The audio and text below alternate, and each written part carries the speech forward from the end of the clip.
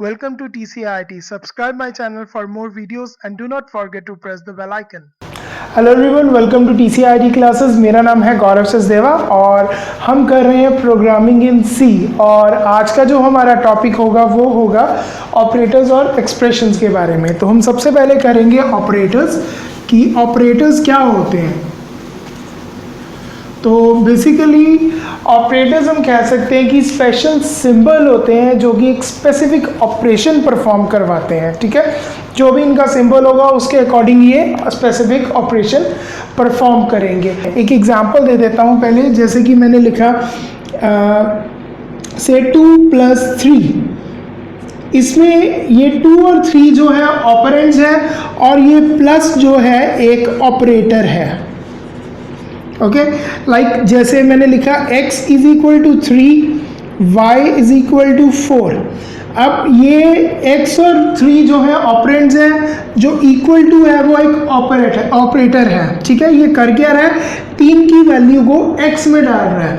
ऐसे y = 4 लिख रहा हूँ, 4 को ये y में स्टोर करवा रहा है। और जैसे मैं आगे लिखता हूँ z =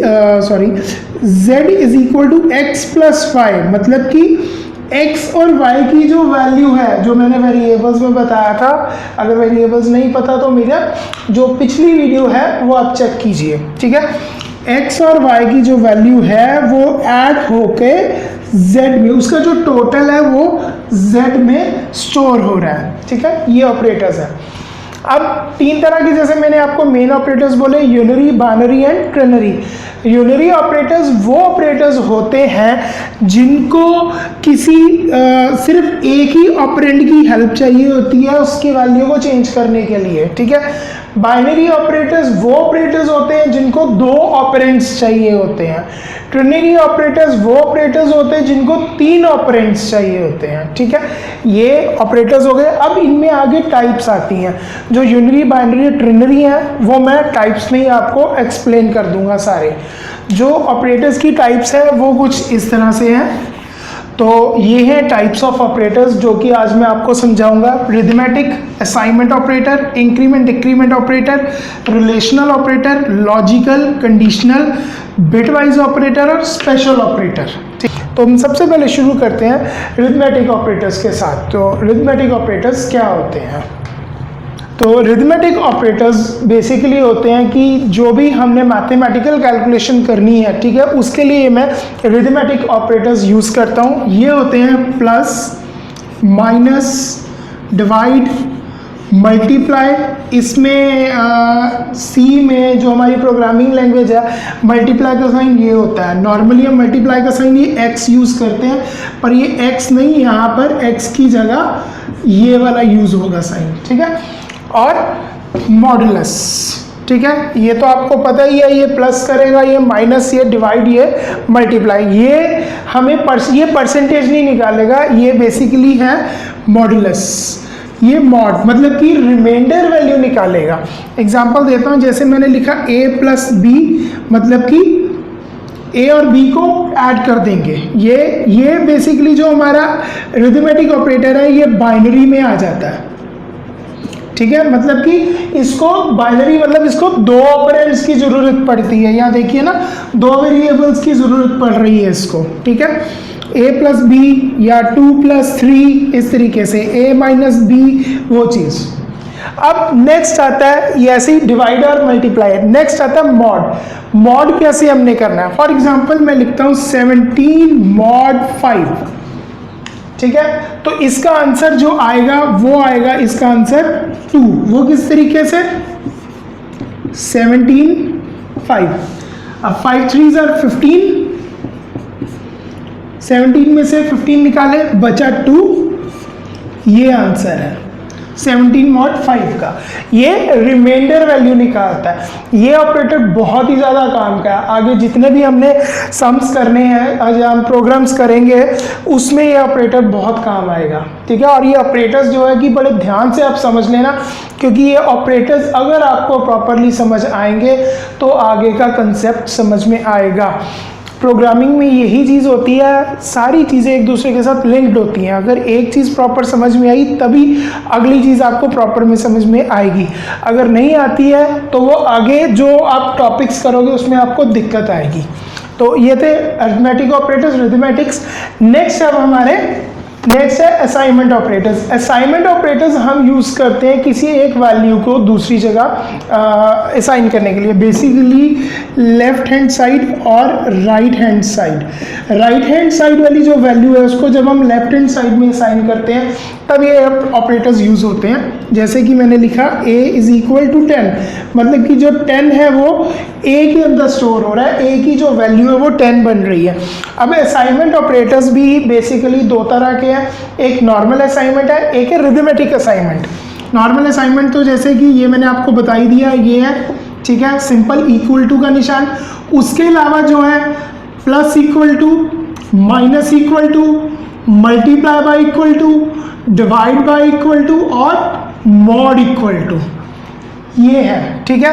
ये तो मैंने आपको बता दिया, जैसे मैंने लिखा है a इज इक्वल टू 10, ठीक है, मतलब 10 की वैल्यू a में जा रही है। अब ये रिथमेटिक असाइनमेंट ऑपरेटर्स कौन से हुए, जैसे लिखता हूँ मैं a इज इक्वल टू 10, उसके बाद मैंने लिखा a प्लस इक्वल टू 5। इसका मतलब हुआ a की जितनी वैल्यू है उसमें 5 और ऐड हो जाए, ठीक है।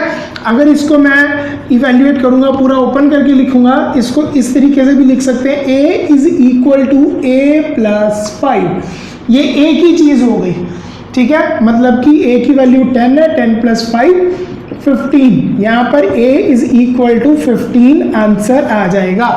इसी तरीके से minus equal to, multiply equal to, divide equal to और मॉड इक्वल टू, ऐसे ही आंसर आएगा सारा। ये थे असाइनमेंट ऑपरेटर्स। असाइनमेंट ऑपरेटर्स के बाद आते हैं हमारे इंक्रीमेंट और डिक्रीमेंट ऑपरेटर्स। ये बेसिकली होते हैं हमारे यूनरी ऑपरेटर्स। इनको एक ही ऑपरेटर की ज़रूरत पड़ती है, ऑपरेंड की ज़रूरत पड़ती है वैल्यू को चेंज करने के लिए, ऑपरेंड की वैल्यू को, ठीक है। अब ये जो ऑपरेटर्स हैं, इंक्रीमेंट और डिक्रीमेंट, ठीक है। इंक्रीमेंट में जो निशान आएगा वो आएगा प्लस प्लस, और डिक्रीमेंट में आएगा माइनस माइनस, प्लस प्लस और माइनस माइनस। अब ये जो दो ऑपरेटर्स हैं ये भी फर्दर दो तरह के होते हैं। एक होता है पोस्ट इंक्रीमेंट और पोस्ट डिक्रीमेंट, एक होता है प्री इंक्रीमेंट और प्री डिक्रीमेंट। अब प्री और पोस्ट ये कैसे बनेंगे, अकेले जब आते हैं तो कोई फर्क नहीं है, ठीक है। जैसे कि इसकी एग्जांपल मैं लिख देता हूँ, ये मैं अलग कलर से लिख देता हूँ, इजीली समझ में आ जाएगा। पोस्ट इंक्रीमेंट, पोस्ट मतलब होता है बाद में, प्री मतलब होता है पहले। तो इंक्रीमेंट में जैसे कोई वेरिएबल ले लिया x प्लस प्लस, पोस्ट में जो ये साइन है ये वाला प्लस प्लस का, ये वेरिएबल के बाद में लगेगा। डिक्रीमेंट में भी जैसे x माइनस माइनस, ठीक है, ये वाला निशान। प्री में ये निशान पहले लगेगा, plus plus x minus minus y। अब करते क्या है, ये जितनी भी वैल्यू होगी वेरिएबल की उसमें एक ऐड कर देंगे, एक मतलब कि 1। जैसे कि एग्जांपल x की वैल्यू है 10, मैंने लिखा प्लस प्लस x, तो अब x की जो वैल्यू है 11 हो जाएगी। 11 10 में ये 1 प्लस कर देगा। अब फिर मैं लिखता हूँ x प्लस प्लस, फिर ये x की वैल्यू 12 कर देगा। याद रखिएगा मैंने पिछली वीडियो में बताया था वेरिएबल की वैल्यू टेम्परेरी होती है, जो लेटेस्ट वैल्यू आती है उसके अकॉर्डिंग ही कैलकुलेशन होती है। पहले 10 थी, मैंने प्लस प्लस x किया 11 होगी, फिर x प्लस प्लस किया 12 होगी। अब प्री और पोस्ट में ऐसा कोई फर्क नहीं है, पर जब ये ऑपरेटर्स इंक्रीमेंट और डिक्रीमेंट आते हैं विद असाइनमेंट ऑपरेटर्स, तब फर्क आता है इन दोनों में। अब इसकी एक एग्जांपल करवाऊंगा जिससे आपको ये बिल्कुल क्लियर हो जाएंगे इन असाइनमेंट ऑपरेटर के साथ। अब लेट अस सपोज मैं लिखता हूं x is equal to 4, y is equal to से, पहले प्री का केस है, प्लस प्लस एक्स, और पोस्ट के केस में x is equal to 4, y is equal to x plus plus. अब फर्क क्या है, कैसे काम करेंगे ये? जैसा कि मैंने आपको बोला ये यूनिरी ऑपरेटर है, इसमें जो पहला ऑपरेंड है इसके साथ लगा वो भी चेंज होगा, इफेक्ट उस पर भी पड़ेगा इफेक्ट, ठीक है। तो हमने लिखा है y is equal two plus plus x. इसमें प्री के केस में जो वेरिएबल है फर्स्ट स्टेप वो पहले अपने आप को चेंज करेगा, ठीक है। तो इसमें जो आंसर आएगा x और y की वैल्यू, जो आंसर आएगा x पहले अपने आप को चेंज करेगा, x क्या है, 4 है, 4 प्लस 1 इज 5, x की वैल्यू हो जाएगी 5। देन जो अपने आप को चेंज करने के बाद फिर ये दूसरी तरफ असाइन होगा, ये इसका सेकंड स्टेप होगा। पहले ये खुद को चेंज करेगा, ठीक है, उसके बाद फिर असाइन होगा दूसरी तरफ, ठीक है। अब इसको सॉल्व करके आंसर 5 आ रहा है, तो y का आंसर भी क्या होगा, 5। ये था प्री का केस। पोस्ट के केस में क्या होगा, मैंने लिख दिया y is equal to x plus plus, ठीक है। अब यहां पर पहले क्या है, जो x की वैल्यू है, ये आंसर x और y, x की वैल्यू है फर्स्ट पहले जाएगी असाइन होएगी y को, y क्या है 4, x क्या है 4, y की वैल्यू क्या हो जाएगी 4, पहले वो असाइन होगी। पोस्ट इंक्रीमेंट है, अब ये बाद में अपने आप को चेंज करेगा। x की वैल्यू 4 थी, 4 प्लस 1 इज 5। ये फर्क है प्री के और पोस्ट के केस में। प्री में दोनों सेम आ रहे हैं, पोस्ट में x 5 है, y 4 है। अब आपको मैं एक क्वेश्चन देता हूँ, ये आप करिएगा, ठीक है। इसका सॉल्यूशन मैं जो नेक्स्ट वीडियो बनाऊंगा सॉल्यूशंस वाली उसमें दूंगा, ठीक है। तो क्वेश्चन है आपका, ये चीज़ याद रखना जो मैंने वेरिएबल्स में बताई थी कि वेरिएबल की वैल्यू जो लेटेस्ट वैल्यू होती है उसी के अकॉर्डिंग ही सॉल्व होता है क्वेश्चन, ठीक है। और टेम्परेरी वैल्यू होती है। तो आपका क्वेश्चन है x is equal to 5, y is equal to 3 and z is equal to 5, ठीक है। आपने फाइंड करना है x is equal to y plus plus, z is equal to minus minus x और y is equal to z minus minus। आपने answer निकालना है, ठीक है। ये मैंने आपको प्रॉब्लम दे दी है, आपने लास्ट में फाइंड करना है x y z, x y और z की वैल्यू निकालनी है आपने। ये आपका क्वेश्चन है, ठीक है। x is equal to 5, y is equal to 3, z is equal to 5, x is equal to y plus plus, z is equal to minus minus x, y is equal to z minus minus. आपने x y z की जो value है वो find करनी है, ये question है। तो ये थे हमारे इंक्रीमेंट डिक्रीमेंट ऑपरेटर्स। नेक्स्ट अब जो हम ऑपरेटर्स करेंगे वो है relational operators. Relational operators basically वो ऑपरेटर्स होते हैं जो कि दो ऑपरेंड्स के बीच में रिलेशन बताते हैं कि रिलेशन क्या है। रिलेशनल ऑपरेटर्स फोर्थ पॉइंट हमारा, ठीक है। ये होंगे equal to, then smaller than, greater than, smaller than and equal to, greater than and equal to, and not equal to, ठीक है, ये बताते हैं कि जो दो ऑपरेंड्स हैं उनका रिलेशन क्या है।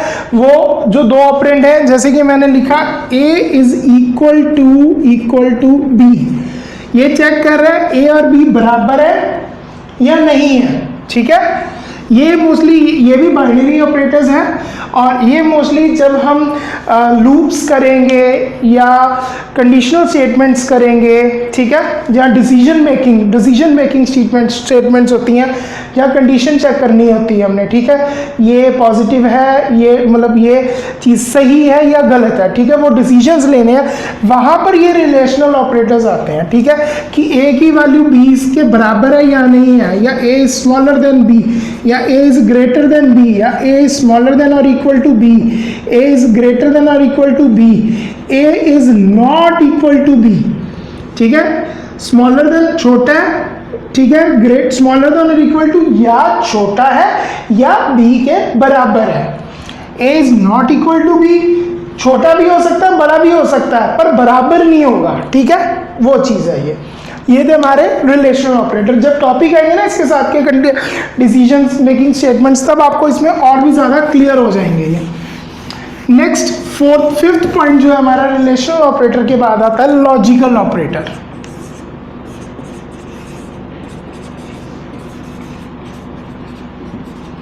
लॉजिकल ऑपरेटर्स बेसिकली हम तब यूज करते हैं जब मैंने एक से ज़्यादा कंडीशंस को चेक करना होता है। जो भी पहले रिलेशनल ऑपरेटर बताया ना, जैसे लिखा था मैंने a स्मॉलर देन b, ये एक कंडीशन होगी। ऐसी एक से ज़्यादा कंडीशंस को जब मैंने चेक करना होता है तब मैं लॉजिकल ऑपरेटर यूज़ करता हूँ। ये बेसिकली तीन तरह के होते हैं। एक होता है एंड, ये एम्परसेंड का साइन आएगा, दो बार एंड, ठीक है। दूसरा और, कीबोर्ड पे बेसिकली जो आपका एक सिंबल होता है या ऐसा बना होगा कीबोर्ड पे या वो ऐसा बना होगा, ठीक है। ये और नॉट, मतलब ये होता है एंड, ये होता है और, ये होता है नॉट, ठीक है। तो ये तीन सिंबल्स हैं। ये वर्किंग कैसे करते हैं ये आपको बताता हूँ। अब अगर हम एंड का केस लेते हैं, एंड के केस में सपोज करो कंडीशन 1, कंडीशन 2 और रिजल्ट क्या आएगा। ये रिजल्ट मतलब कि ट्रू देगा या फॉल्स देगा। ये सपोज करो कंडीशन 1 है a is smaller than b और कंडीशन 2 है a is smaller then c, ठीक है। तो इसका जो रिजल्ट है ट्रू आएगा या फॉल्स आएगा, क्या चीज़ आएगी वो देखते हैं।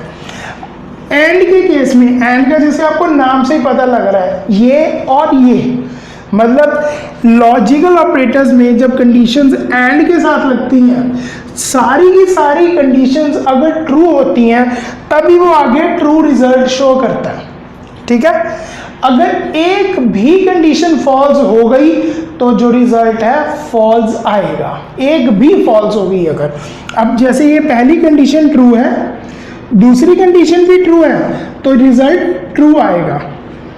उसके बाद पहली ट्रू है, दूसरी फॉल्स है तो ये कंडीशन जो रिजल्ट आएगा फॉल्स आएगा, क्योंकि एक फॉल्स हो गई। ये मैंने सिर्फ दो दिए हैं, ये जितनी मर्जी लगा सकते हो आगे आप।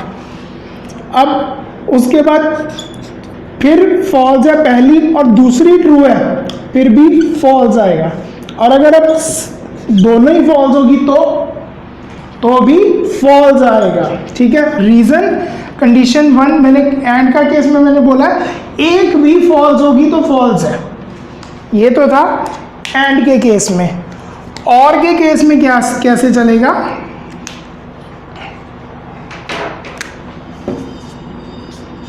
और के केस में कंडीशन 1, कंडीशन 2 और रिजल्ट सेम वही condition, a smaller than b, a smaller than c, true या फॉल्स, रिजल्ट क्या आता है। तो और का मतलब क्या है हिंदी में, या, ठीक है, या मतलब कि ये या ये, ठीक है। एंड का मतलब था और ये, या और का ये या ये, ठीक है। मतलब कि अगर ये कंडीशन 1 और कंडीशन 2 दो कंडीशंस लगी हैं, इसमें अगर एक भी कंडीशन ट्रू हो गई तो रिजल्ट ट्रू आ जाएगा, ठीक है। एक भी कंडीशन ट्रू मिल गई, ठीक है, तो कंडीशन 1 ट्रू, कंडीशन 2 ट्रू, तो answer true. Condition 1 true, condition 2 जो है फॉल्स है, तो आंसर ट्रू आ जाएगा। कंडीशन 1 फॉल्स है और कंडीशन 2 ट्रू है, तो आंसर फिर भी ट्रू आएगा। और कंडीशन 1 और 2 दोनों फॉल्स है, तो आंसर फॉल्स आएगा फिर, क्योंकि इसमें कोई भी कंडीशन ट्रू नहीं है, ठीक है। इसमें ये या ये वही चीज़ आ गई इसमें कंडीशन, ठीक है। अगर एक भी ट्रू मिल गई तो ट्रू है, इसमें एक भी फॉल्स मिल गई तो फॉल्स है। एंड और देन आता है नॉट। नॉट के केस में क्या होगा, जो भी रिजल्ट होगा वो उल्टा कर देगा रिजल्ट को। नॉट के केस में मतलब जैसे कंडीशन है a is smaller than b और नॉट लग जाएगा यहाँ पर, ठीक है। आगे मैंने आपको सिंटेक्स नहीं बताया, सिंटेक्स इसका ऐसे लगेगा, a is smaller than b and a is smaller then c। ये वैसे जब हम करेंगे स्टेटमेंट्स तब आपको ये और ज़्यादा क्लियर हो जाएगा सिंटेक्स। और ऐसे ही a स्मॉलर देन b और a स्मॉलर देन c, इस तरीके से। और के केस में और नॉट के केस में ऐसे आएगा, जो इसका रिजल्ट आएगा, अगर ये कंडीशन, ये वाली जो कंडीशन अगर ट्रू है तो नॉट के केस में ये फॉल्स कर देगा, और अगर ये फॉल्स है तो इसको ट्रू कर देगा, ठीक है, उल्टा कर देगा। ये थे हमारे लॉजिकल ऑपरेटर्स। अब लॉजिकल ऑपरेटर्स के बाद आएंगे हमारे ट्रिनरी ऑपरेटर्स, ठीक है, ट्रिनरी या conditional operator. Conditional operator basically ये 3 कंडीशंस के साथ आता है, 3 वेरिएबल्स के साथ आता है, इसीलिए इसको हम ट्रिनरी ऑपरेटर भी बोल देते हैं। ट्रिनरी ऑपरेटर एक ही होता है, ठीक है। 6 इज कंडीशनल ऑपरेटर।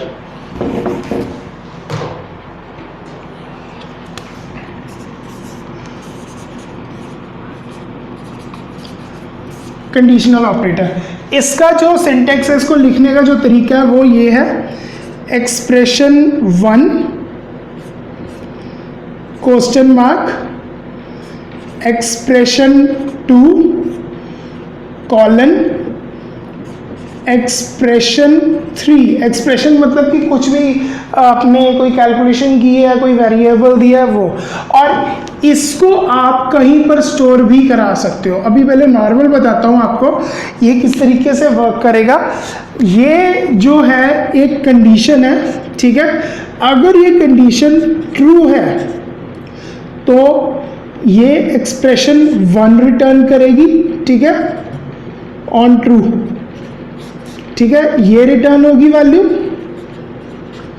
और अगर ये वाली कंडीशन ट्रू की बजाय फॉल्स है तो ये वाली वैल्यू हमें रिटर्न होगी।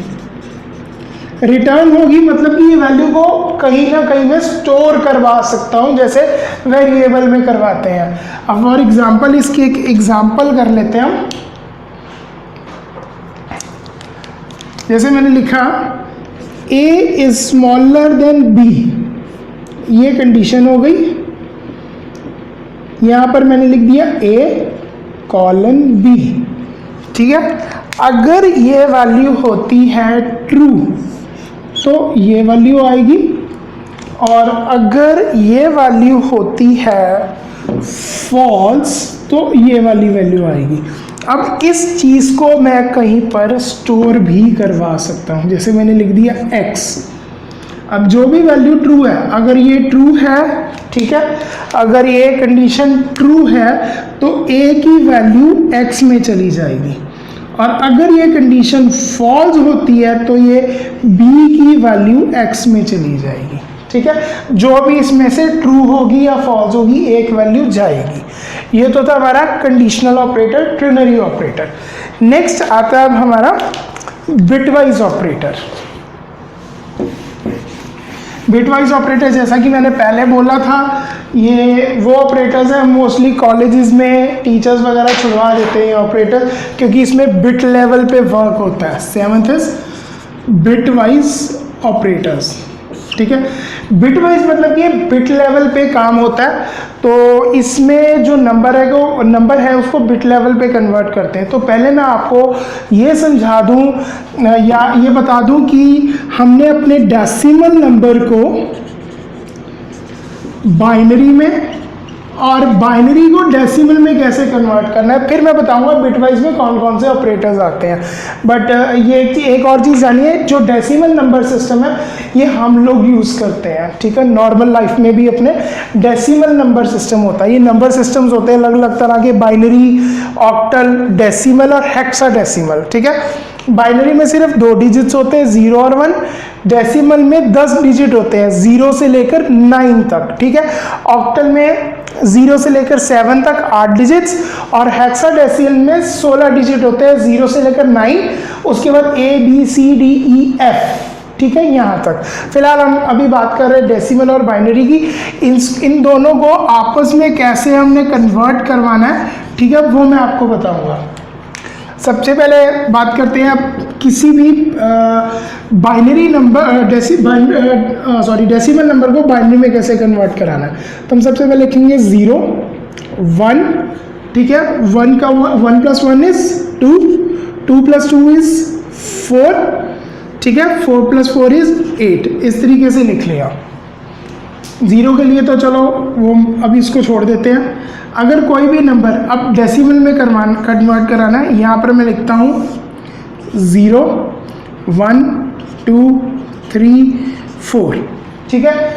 कैसे हम पता करेंगे, 5 भी लिख देता हूँ साथ में, कि ये वाले नंबर डेसिमल में कैसे होते हैं। तो अब यहाँ पर 0 यहाँ पर आपको ऊपर कहीं शो हो रहा है, नहीं हो रहा, तो सबके नीचे 0 डाल दूंगा मैं। डेसिमल में बाइनरी में 0 सेम रहेगा। अब 1 हमने चेक करना है, यहाँ 1 है, 1 के नीचे 1 डाल दूंगा, बाकी सारे 0 कर दूंगा, ठीक है। ये मैं वैसे यहाँ पर ये इतने डिजिट्स तक दिखा रहा हूँ, ये हमने 16 बार आगे डबल करना है, क्लियर है। 16 बार क्यों? क्योंकि अगर मैं इंटीजर टाइप ले रहा हूँ, अब ये चीज़ अगर नहीं क्लियर हो रही तो मेरा डाटा टाइप्स वाला चैप्टर चेक करो, ठीक है, जो वीडियो बनाई थी। इंट होता है 2 बाइट्स का, मतलब कि 16 बिट, तो 16 बार इसको डबल करेंगे, उतने जीरोस आएंगे ये आगे, ठीक है। अब यहाँ पर 2 है, 2 के नीचे 1 कर दूंगा, बाकी सारे 0।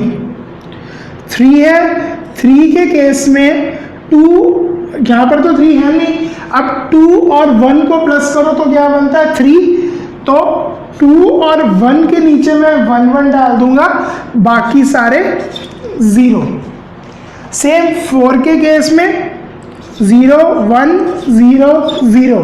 5 के केस में 4 + 1 इज 5, तो 0 1 0 1। ऐसे ही अब सपोज करो, अब 8 9 10 11 12 13 14 15, ठीक है। अगर मैंने 15 ढूंढना है तो 1 1 1 1, ठीक है। तो ये हो गया 1 1 1 1 15। अब मैंने 16 करना है, तो वो कैसे ढूंढूंगा, यहाँ पर आगे 16 लगा दूंगा। 8 + 8 इज 16। तभी मैंने बोला 16 बिट है तो 16 बार डबल होगा, तो 16 का क्या रिजल्ट आएगा 1 0 0 0 0, ठीक है। और आगे भी 0, टोटल जब तक यहाँ से लेकर यहाँ तक सारे 16 डिजिट नहीं हो जाते। इस तरीके से हम डेसिमल को बाइनरी में कन्वर्ट करते हैं, और ऐसे ही आप चेक भी कर सकते हो उसको। डेसिमल नंबर सिस्टम और बाइनरी से डेसिमल में आप इसको कन्वर्ट कर सकते हो। तो ये आपको नंबर सिस्टम समझ आ गया होगा। अब हम देखते हैं इसमें बिटवाइज में ऑपरेटर्स कौन से होते हैं। तो ये ऑपरेटर्स हैं bitwise operators, right shift operator, left shift, ये बेसिकली ग्रेटर देन के साइन है 2 डाले हुए हैं मैंने, वंस कॉम्प्लीमेंट, ठीक है, ये टिल्ड ऑपरेटर है जो कीबोर्ड में आपको बिल्कुल राइट कॉर्नर में मिल जाएगा, टॉप लेफ्ट कॉर्नर में मिल जाएगा। एम्परसेंड का साइन है, बिटवाइज एंड ऑपरेटर, ठीक है, बिटवाइज और ऑपरेटर और बिटवाइज एक्सक्लूसिव और ऑपरेटर, ठीक है। अब इनकी वर्किंग बताता हूँ, ये वर्क कैसे करते हैं। तो अब एग्जांपल करते हैं सबसे पहले राइट शिफ्ट ऑपरेटर की। तो राइट शिफ्ट ऑपरेटर, मैं सपोज करूँ मैं यहाँ ले लेता हूँ a is equal to 21, b is equal to 12, ये दो वेरिएबल्स ले लेता हूँ, ठीक है।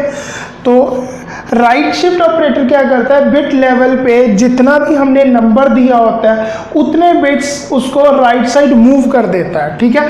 जैसे मैंने लिखा है A1, तो A की जो वैल्यू है उसको उतने बिट आगे मूव कर देगा राइट की तरफ। अब इसको पहले मैं कन्वर्ट करूंगा 21 को बाइनरी में, ठीक है। तो वही सेम चीज़ 1 2 4 8 16 32, ठीक है।